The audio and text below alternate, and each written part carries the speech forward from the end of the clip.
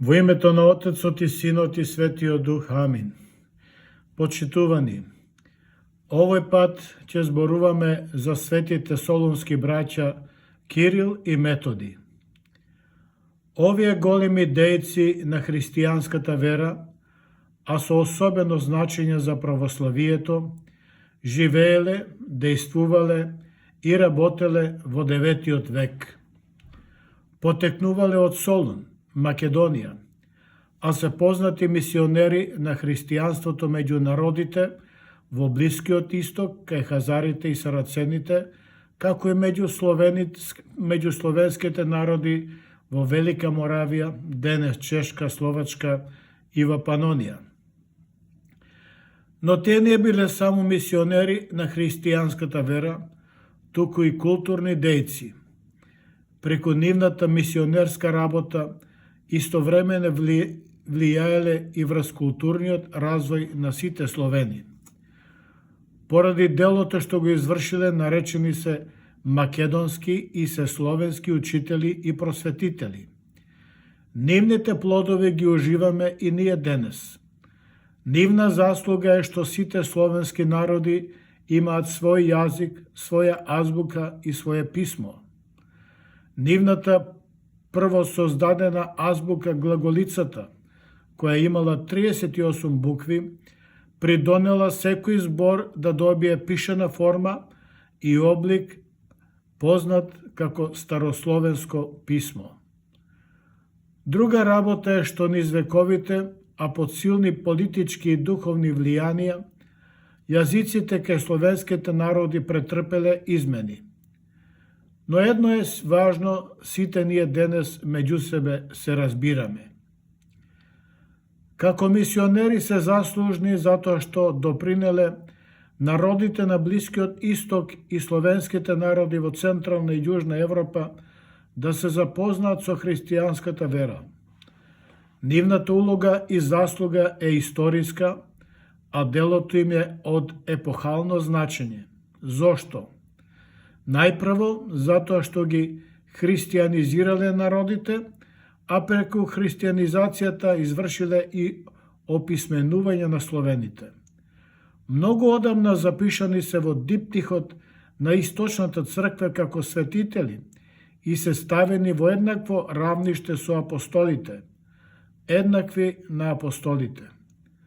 Во 1980 година римскиот папа Јован Павле II заедно со Бенедикт Нурзински ги прогласи за заштитници на Европа.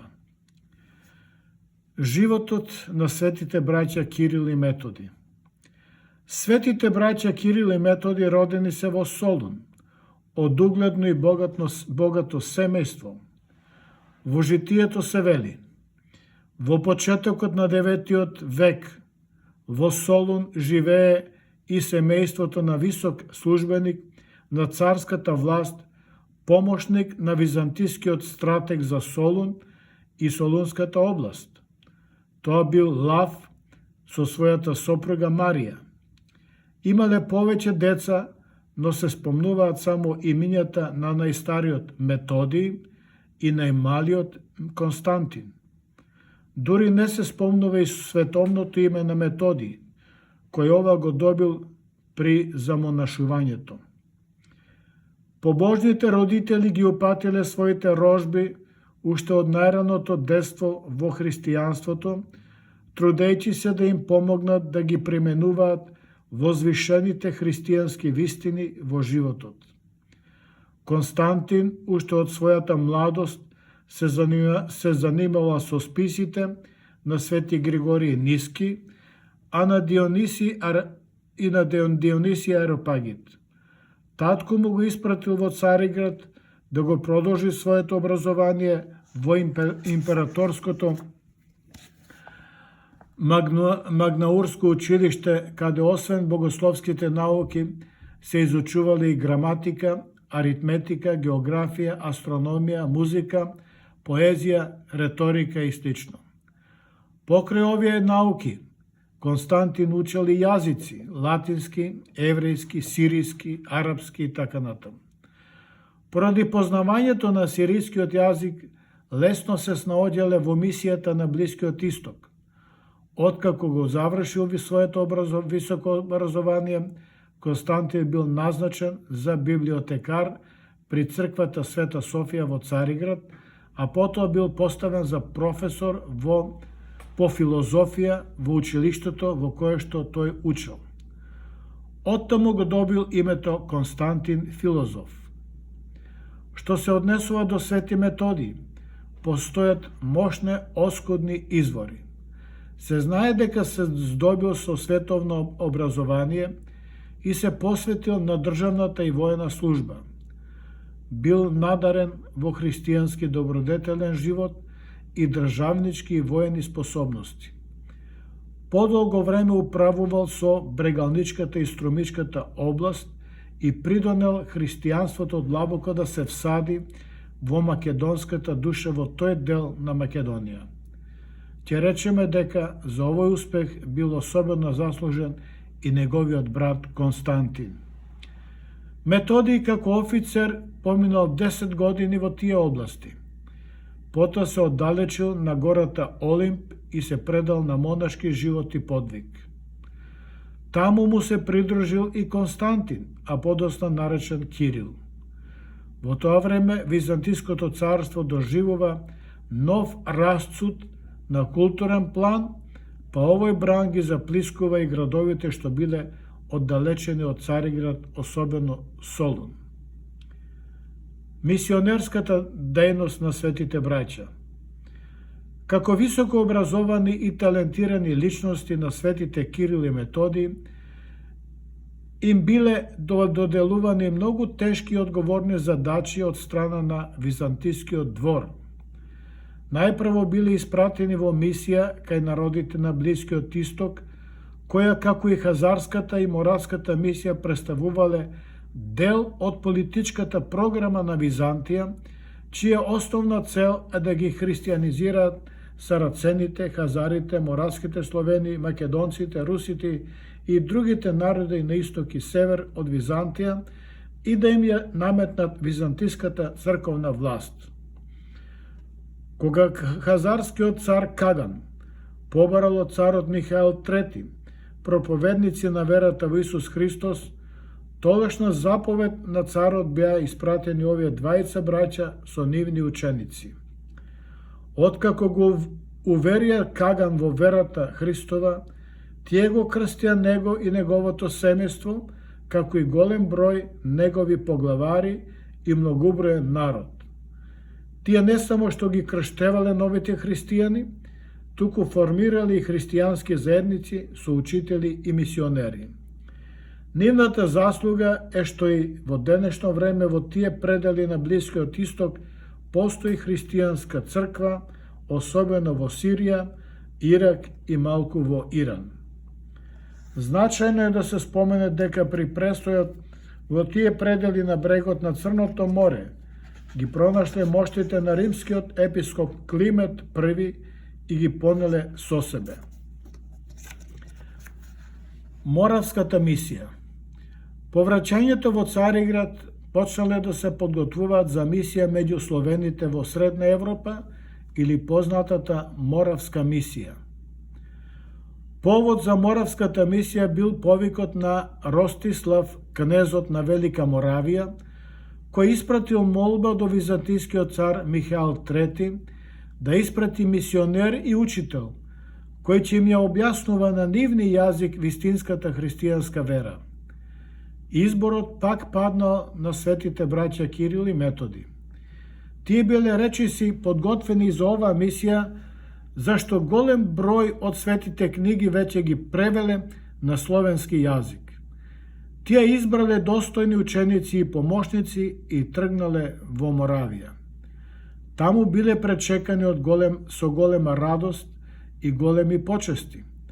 Набргу потоа отворили училиште во кое ги подготвувале идните свештенослужители и учители за западните словенски народи. Но се случило нешто неочекувано. Имено, тука наишле на силен отпор од латинските и германските свештеници, кои се противеле на ширењето на христијанската вера на словенски јазик и ги обвинувале за ерес. Тие велеле: христијанската вера може да се проповеда само на 3 јазици, на грчки, латински и еврејски, затоа што Пилат на крстот на кој бил распнат Христос, Господ Христос, на овие јазици напишал: Исус Христос, цар јудејски. Ова во теологијата е позната како тријазична ерес. Секако дека ваквите обвинувања не биле во духот на христијанското учење и учењето на Евангелието. Спротивставувајќи се на обвинувањата, свети Кирил им велел: зарем Христос не пострада за сите луѓе? Зарем дождот не паѓа подеднакво за сите луѓе, и грешници и праведници? Зарем сонцето не грее подеднакво за сите? Зошто тогаш велите дека Евангелието Христово треба да се проповеда само на одделни луѓе и на одбрани јазици? Секако дека ваквите обвинувања имале политичка заднина. Па исти или слични работи се случуваат и денеска. Најпрво, ваквото ограничено и погрешно гледање кон ширењето на верата довело до поделба на Христовата црква во 1054 година на источна и западна. Таа поделба се уште постои. Така ние денес имаме источна православна црква и западна римокатоличка црква. Поделбата на црквата придонесе и за поделба на народите на религиозна основа. Таа поделба подоцна допринесе за уште поголема поделба на телото Христово, црквата, особено во западниот свет, и тоа: Англиканската црква беше формирана и многу протестантски заедници. Слободно ќе кажеме дека некои денешни случувања се последица на таа поделба. Посебен вид на таа ерес е и непризнавањето на нашиот македонски јазик, покрај другото и како богослужбен од страна на грчката и бугарската црква. Како што рекол свети Кирил, пред 12 векови христијанската вера треба да се проповеда на луѓето на нивниот разбирлив јазик. Христос вели: одете и научете ги сите народи, крштевајќи ги во името на Отецот и Синот и Светиот Дух. Матеј 28:19. Уште свети апостол Павле вели: и така нема повеќе ни грк, ни евреј, ни роб, ниту господар, туку сите сме едно во Господа. Ефесјаните 2:14. Заминувањето во Рим. Бидејќи отпорот на германските и латински свештеници не се намалувал, светите Кирил и Методий биле повикани кај папата во Рим. И тие отишле. Кога видел папата Адријан II дека ги донели и моштите на римскиот папа Климент I, биле примени со големи почести. Папата Адријан не само што ги одобрил словенските богослужбени книги, туку наредил да бидат поставени во олтарот на храмот или базиликата Голема Богородица и, освен тоа, наредил богослужби да се вршат на словенски јазик во 3 римски цркви. Ете така јазикот на македонските словени станал 4 признат јазик во Европа. Ете колкава е заслугата на светите браќа Кирил и Методи за нас македонците. Но набрзо свети Кирил тешко се разболел и починал на 14 февруари 869 година. Таму бил и погребан во Рим. Моштите негови почиваат во храмот посветен на свети Климент Папа Римски. Во негова чест секоја година делегација на Македонската православна црква Охридска архиепископија, а од поново време и државна делегација, оди на гробот на неговиот гроб, оддавајќи му посебна почит. Свети Методи епохалното мисионерско дело меѓу западните словени го продолжува сам со помош на своите ученици, кои во Рим биле ракоположени во свештенички чин. Непријателството од германските свештеници не престанувало. Истоштен од напори и измачувања, Свети Методиј починал во местото Нитра на 6 април 885 година. И денес наша црковна делегација го посетува местото каде што починал оддавајќи му почит. Неговите ученици биле подложени на измачувања и прогони. Некои од нив распродадени како робови, а тие кои што останале светите петочисленици, начело со Свети Климент Охридски, кој веќе бил епископ, пристигнале во Преслав. Свети Наум останал таму, а Свети Климент дошол во Македонија, во областа Кутмичевица, каде што од Охрид продолжи да работи меѓу македонците на истото дело што го започнаа светите браќа Кирил и Методи. Мисионерската дејност на светите браќа меѓу македонците, особено создавањето и применувањето на македонската азбука, е забележано во житието на Свети Наум Охридски. Ова му претходело на преведувањето на светите книги на јазикот на македонците од солунското наречје. Делото на светите браќа по смртта на Свети Методиј паднало во голема криза, но благодарение на нивните најдаровити ученици Свети Климент и Свети Наум Охридски, светители и чудотворци, учители и просветители, ползувајќи се со својот мисионерски дух и метод, што имал за цел да им ја објави евангелската вистина на новите народи, почитувајќи ја нивната културна самобитност, останал жив образец за Светата Црква и за мисионерите на сите времиња. Светите браќа Кирил и Методи успеале да станат апостоли на словените. Тие сакале да му служат на доброто на сите словенски народи и на единството на Вселенската соборна црква. Затоа тие се почитуваат и слават меѓу сите словенски народи. За нас, македонците, значено е тоа што потекнуваат од Солун, од Македонија, и што во културното и мисионерско просветување на словените го користеле солунското наречје, односно јазикот на македонците.